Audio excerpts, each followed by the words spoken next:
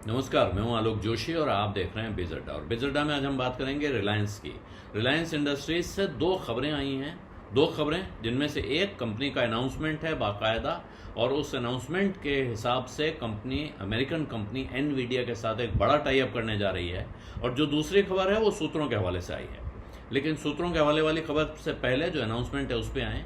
Company Nvidia के साथ tie up करेगी और एक बड़ा आर्टिफिशियल इंफ्रास्ट्रक्चर के लिए, आर्टिफिशियल इंटेलिजेंस के इंफ्रास्ट्रक्चर के लिए एक करार किया है उन्होंने, जिसके आधार पे अब कंपनी ने, जो एनवीडिया है, ये technology, state of the art technology provide करेगी।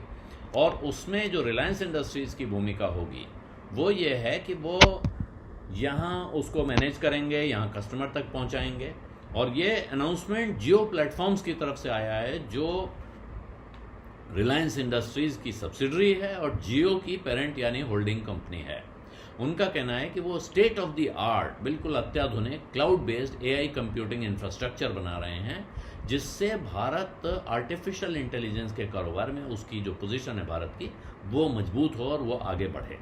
और इसके लिए एनवीडिया के साथ उनको करार उन्होंने किया है, जिससे उनको ये फ़ायदा मिलेगा। और ये जो नया एआई क्लाउड इंफ्रास्ट्रक्चर होगा, इससे रिलायंस का कहना है कि रिसर्चर्स को, डेवलपर्स को, स्टार्टअप साइंटिस्ट को और एआई के काम करने वाले किसी भी व्यक्ति को, जिसको एआई प्रैक्टिशनर आप कह सकते हैं, और बाकी लोग भी, जो कंपनियां हैं जो इस काम में लगी हैं या लगना चाहती हैं, इन सबको अब बहुत high speed secured cloud networking मिलेगी और एक्सेलरेटेड कंप्यूटिंग, यानी उनकी कंप्यूटिंग की स्पीड बढ़ जाएगी और इससे वो अपना काम बहुत सेफली कर पाएंगे। सिक्योर्ड नेटवर्क है और एनर्जी एफिशिएंसी है, इसमें बहुत बिजली का खर्च भी, जो अभी ट्रेडिशनल तरीके हैं उनके मुकाबले काफ़ी कम होगा।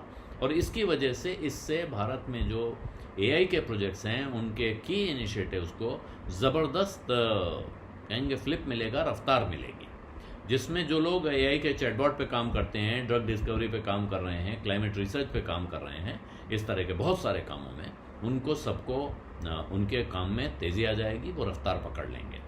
और एनवीडिया इसमें क्या कर रहा है, वो end to end AI super computer technology provide कर रहा है, जिसमें सीपीयू, जीपीयू, नेटवर्किंग, ये सब उनको करना है और एआई ऑपरेटिंग सिस्टम्स और फ्रेमवर्क्स प्रोवाइड करने हैं। और जियो इस पूरे इंफ्रास्ट्रक्चर को मैनेज करेगा, मेंटेन करेगा और कस्टमर एंगेजमेंट, यानी कि यहाँ ग्राहक जुटाने का काम करेगा। तो ये एक बड़ा काम रिलायंस की तरफ से जियो प्लेटफॉर्म्स का ये अनाउंसमेंट है।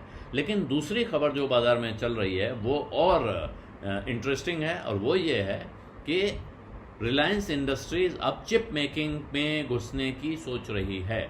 चिप मेकिंग यानी जो सेमीकंडक्टर्स होते हैं, माइक्रो चिप्स होते हैं, जो कंप्यूटर्स में लगते हैं, मोबाइल फ़ोन्स में लगते हैं, हर इलेक्ट्रॉनिक गैजेट में लगभग लगते हैं, आजकल कारों में भी लगते हैं, लोग घरों में भी लगाने लगे हैं। तो और अभी तक भारत में कोई भी सेमीकंडक्टर बनाने वाली कंपनी नहीं है। 2021 में प्रधानमंत्री मोदी ने कहा था कि वो चाहते हैं कि ये देश chip maker to the world बने, भारत दुनिया भर को चिप सप्लाई करे।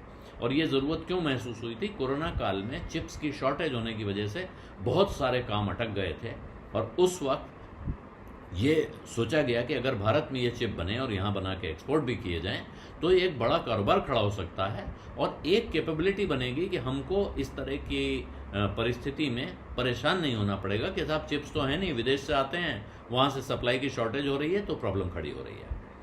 खुद रिलायंस इंडस्ट्रीज़ के सामने एक मुश्किल खड़ी थी, क्योंकि वो, आप जानते हैं, टेलीकॉम का काम करते हैं, जियो का नेटवर्क है, तो इस इंफ्रास्ट्रक्चर में चिप्स की ज़रूरत होती है।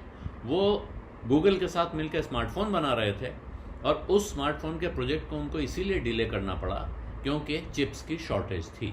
ऐसे में रिलायंस का पुराना इतिहास देखने वाले कहते हैं कि ये बात कोई दूर की कौड़ी नहीं है कि रिलायंस चिप बनाने की सोच रहा है। जो कंपनी पॉलिएस्टर के काम से कच्चे तेल के कुएं तक पहुंच सकती है, वो अगर टेलीकॉम के बिजनेस में है और वहाँ से चिप्स तक पहुँच रही है, तो कौन सी बड़ी बात। लेकिन जहाँ से यह खबर आई है वो दो लोगों के हवाले से आई है, जिनको बोलने की इजाज़त नहीं है, यानी दो सूत्र हैं। लेकिन साथ में ये भी कहा गया है कि अभी तक ये इरादा है, सिर्फ सोचा जा रहा है, इसकी कोई टाइमलाइन नहीं है। ये कहा गया कि किसी विदेशी कंपनी के साथ मिलकर रिलायंस ये काम कर सकती है, लेकिन कौन सी विदेशी कंपनी, इसके बारे में कोई खबर नहीं है, कोई जानकारी नहीं है। तो ये सिर्फ इरादा है, इस इरादे से ही बाज़ार में इतना हंगामा हो गया है। तो अगर कहीं इसने वापस वाकई अमली जामा पहन लिया तो क्या हंगामा होगा, ये सोचना चाहिए। बाज़ार में इन दो खबरों की वजह से रिलायंस में तेज़ी दिखाई पड़ रही है। हालांकि जो प्रेस रिलीज़ है वो बाज़ार बंद होने के बाद आई, लेकिन अनाउंसमेंट शायद बाज़ार के आखिरी आधे घंटे में रिलायंस के शेयर में तेज़ी दिखाई पड़ी है। तेज़ी पहले भी थी, लगभग 1% से कुछ नीचे शेयर जाके बंद हुआ है। तो लोगों की नज़र अब रिलायंस के हर कदम पर है, और अगर वो इस बड़े काम में चिप मेकिंग में उतरता है तो फिर बाकी पूरे देश की भी नज़र होगी, जो लोग उसके शेयर होल्डर्स हैं और जो नहीं हैं, दोनों को इसमें दिलचस्पी होगी। बिज़ अड्डा में आज इतना ही है, इजाज़त दीजिए, धन्यवाद, नमस्कार।